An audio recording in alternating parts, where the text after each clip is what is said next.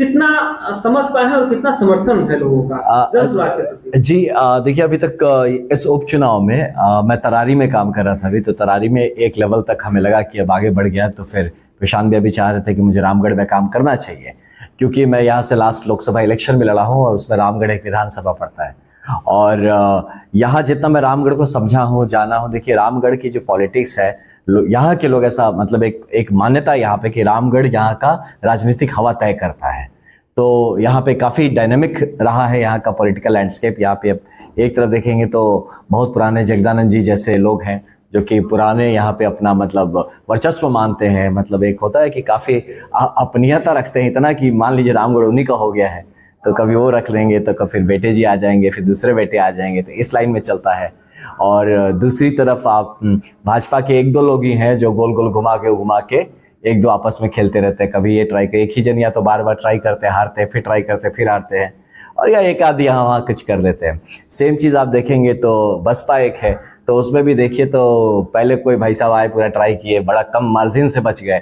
तो उसके बाद फिर उन्हें ठीक नहीं लगा, तो लगा कि अब ठीक है, तो अब हम नहीं तो मेरा भतीजा सही, तो अब उस हिसाब से वो आ गए। तो यहाँ पे ये जो एक होता है ना कि पूरी तरह से परिवारवाद का एक चरम सीमा आपको यहाँ पे रामगढ़ में देखने को मिलेगा। और दूसरी तरफ है त्रस्त जनता, जिसने सपने बहुत दिखाए गए, जिसने बहुत उनको लगा कि जिन लोगों को दे रहे हैं, अब जगदानंद जी को बिजुरिया बाबा भी कहा गया था कि इस लेवल पे उनको मतलब एक मान्यता दिया गया। बट अनफॉर्चुनेटली मैं जब यहाँ पे घूम रहा था लोकसभा के चुनाव में, तो मेरे लिए यही कमी, क्योंकि दूर पड़ जाता था और मेरे पास इतने पर्सनली तब रिसोर्सेस नहीं थे कि मैं इस तरह से रामगढ़ कवर कर पाता, तो मेरे लिए कहीं कहीं छूट जा रहा था। लेकिन ये समझ में आया कि अगर रामगढ़ पे ज़्यादा ध्यान दिया जाता तो रामगढ़ की जनता, मुझे लगता है कि सदैव तैयार रहती है एक बदलाव करने के लिए। आपकी जनसुराह आ जाने के बाद रामगढ़ की जनता को एक बहुत ही उम्दा विकल्प मिल गया है। और बहुत अनफॉर्चुनेट है कि कौन ये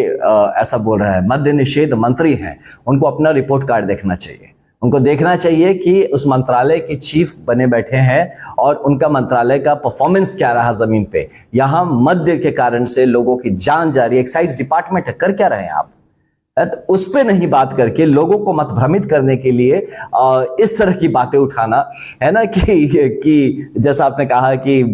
गांधी जी के विचारों का, लेकिन तो कौन कितने गांधी जी को जाना है, कितना पढ़ा है, ये लोगों के सामने है इसका टेस्ट करने के लिए। मैं यही कहूंगा कि इस तरह के कटाक्ष करने से पहले, इस तरह की बातों को करने से पहले हम लोग को अपने गिरेबान में झांक के देखना चाहिए। आप मद्य निषेध मंत्री हैं, आपकी जिम्मेदारी बनती है कि अगर अपने मद्य का प्रोहिबिशन लागू किया है तो उस प्रोहिबिशन को इंप्लीमेंट करके दिखाइए। अटर फेलियर के रूप में आप एज अ मंत्री उभर के आ रहे हैं, आपका डिपार्टमेंट